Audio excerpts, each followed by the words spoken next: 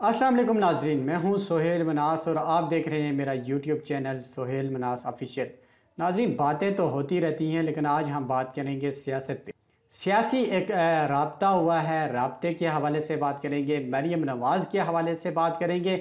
मरीम नवाज़ के हवाले से गुज़श्ता कहीं रोज़ से ये कहा जा रहा है कि उन्होंने अपने बेटे को 14 करोड़ रुपए मालियत की एक गाड़ी जो मर्सिडीज़ है वो गिफ्ट दी थी। उस हवाले से सियासी राब्ता कौन सा था और नवाज शरीफ के वतन वापसी के हवाले से बात करेंगे। वतन वापसी उनकी क्यों ना हुई, राब्ता जो हुआ है वो पीडीएम के सरबराह मौलाना फजलुर रहमान और आसिफ अली जरदारी का हुआ है।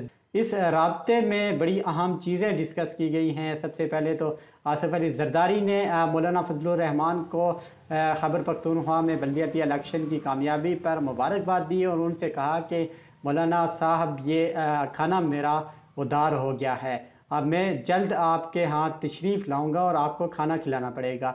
इस पर मौलाना फजलुर रहमान ने कहा कि जी जरदारी साहब, आप जब चाहें आ सकते हैं, ये घर आपका है। इस हवाले से मौलाना फजलुर रहमान ने लॉन्ग मार्च के हवाले से भी उनसे डिस्कस की और उन्होंने आसिफ अली जरदारी ने यकीन दहानी करवाई कि मौलाना साहब हम पीडीएम के प्लेटफार्म से एक हैं और इस तहरीक को साथ लेके चलेंगे। और लॉन्ग मार्च जो है, लॉन्ग मार्च के हवाले से उन्होंने कहा कि आइंदा चंद रोज़ में मौलाना फजलुर रहमान और आसिफ अली जरदारी की मीटिंग होने जा रही है। उस मीटिंग में ये तय होगा कि लॉन्ग मार्च के हवाले से पाकिस्तान पीपल्स पार्टी का क्या लाएअमल है। ये राब्ता हुआ है जो कि यूम सोमरो हैं वो मुसलसल मौलाना फजलुर रहमान के साथ राब्ते में थे, लेकिन जब आसिफ अली जरदारी नाना बने थे तो ये लास्ट टाइम उस वक्त मौलाना फजलुर रहमान और आसिफ अली जरदारी का राब्ता हुआ था और ये राब्ता बड़ी अहमियत का हामिल है। और सियासत में इस राब्ते को बड़ी गहरी नज़र से जो सियासी नजूमी हैं, सियासी माहिरीन हैं, वो इस को बड़ी गहरी नज़र से देख रहे हैं और ये कहा यह जा रहा है कि आइंदा चंद रोज़ में बड़ा कुछ होने वाला है। ये तो ख़बरें हम सुनते ही हैं, कब से सुन रहे हैं कि आइंदा चंद रोज़ में बड़ा कुछ होने वाला है। इन हाउस तब्दीली के हवाले से भी ख़बरें आई कि इन हाउस तब्दीली होने जा रही है। जो वज़ीर-ए-आज़म इमरान खान हैं, इनके टर्न्योर को ख़त्म होने में अभी 1.5 साल बाकी है। 5 साल का 5 साल इनकी गवर्नमेंट चल सकती है, लेकिन कहा यह जा रहा था कि ये 5 साल पूरे नहीं कर पाएंगे, लेकिन फिर भी उस हवाले से भी अभी तक कोई आम पेशरफ्त नहीं हो रही। ये पीडीएम बनती है फिर टूट जाती है। आसिफ अली जरदारी साहब अपना रास्ता तब्दील कर देते हैं, पीडीएम से अलहदा हो जाते हैं, फिर वापस आते हैं। लेकिन ये राब्ता जो हुआ है इसके बाद देखते हैं कि ये पीडीएम को लेकर कहाँ तक चल सकते हैं। दूसरी जानब मरीम नवाज़ के बेटे जुनैद सत्तर की शादी को लेकर बड़ी डिस्कशन चलती रही।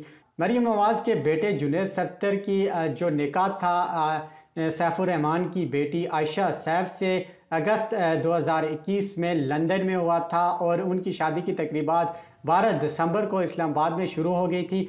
और इस शादी में बड़ी आम सियासी, समाजी और शोबिज़ इंडस्ट्री से तल्लक रखने वाली बड़ी बड़ी शख्सियात ने शिरकत भी की और इस शादी के बड़े चर्चे भी रहे। और मरीम नवाज़ की जो तस्वीर, वीडियोस भी और इस शादी की वीडियोस भी बड़ी वायरल हुई और इसमें यह कहा जा रहा था कि मरीम नवाज़ की खूबसूरती पर भी बड़े तबसरे होते रहे।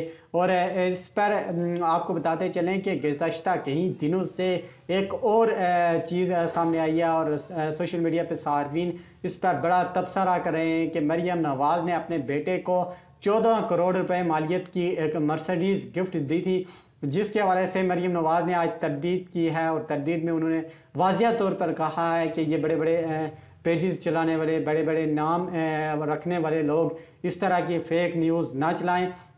इस तरह की कोई बात नहीं है, इस तरह की कोई ख़बर नहीं है कि मैंने अपने बेटे को 14 करोड़ रुपए, और ये कहा यह जा रहा है कि वो पंजाब में रजिस्टर्ड थी और वो उन्होंने इस पर मरीम नवाज़ ने अपने बेटे को गिफ्ट में दी थी। लेकिन मरीम नवाज़ ने इस पर तरदीद की है और कहा है कि इस तरह के कोई मामलात नहीं है और इस तरह की फ़ेक चीज़ें ना फैलाई जाएँ। नाज़रीन, बात करेंगे नवाज़ शरीफ के हवाले से। गुज़श्ता कई दिनों से मैं भी सुन रहा हूँ, आप भी सुन रहे हैं कि नवाज शरीफ वतन वापस आ रहे हैं, लेकिन इस तरह के कोई आसार नज़र नहीं आ रहे। फिल वक्त तो नहीं नज़र आ रहे।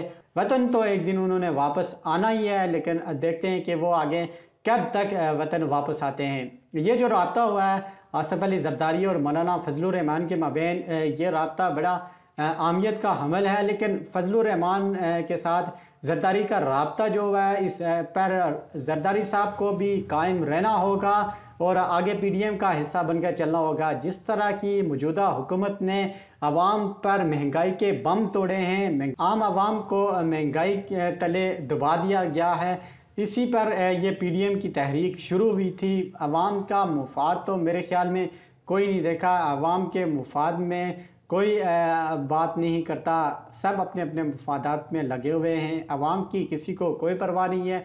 नाज़रीन, मिनी बजट भी पेश हो गया था। मिनी बजट में बहुत सारी अशिया ऐसी भी हैं जिनका हमारी रोज़मर्रा की ज़िंदगी में बड़ा इस्तेमाल होता है और उस पर भी बड़े टैक्स लगा दिए गए थे।